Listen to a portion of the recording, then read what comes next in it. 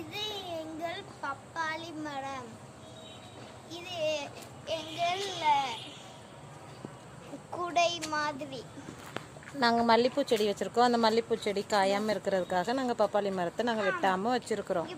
ஏன்னா இந்த பப்பாளி மரம் ஆண் பப்பாளி மரம், காய்க்காது. காய்க்காது, ஆனால் அழகா இருக்கும். இங்கே பாருங்க, அழகா இருக்கா? இதுக்கும் வெயில் படாது, பாதி இதுக்கும் படாது, நல்லா இருக்கும். இது நல்லா பூக்க ஆரம்பிச்சிது. இது பாருங்க, மொட்டு சின்ன சின்னதா இருக்குது பாருங்க, எத்தனோண்டு இருக்குது. இது எங்க பாவக்காய் செடி. அது சில நேரம் மழையெல்லாம் கீழே விழுந்துருது. அது காய்ச்சி ஒரு 4-5-6 பாவக்காய் வந்துச்சு. இப்போ மறுபடியும் பெருசு பெருசா வந்துச்சு. எங்க கடைக்கு, எங்க அப்பா கடைக்கு கொடுத்துட்டோம். அதனால நாங்க பாதி செஞ்சுட்டோம்.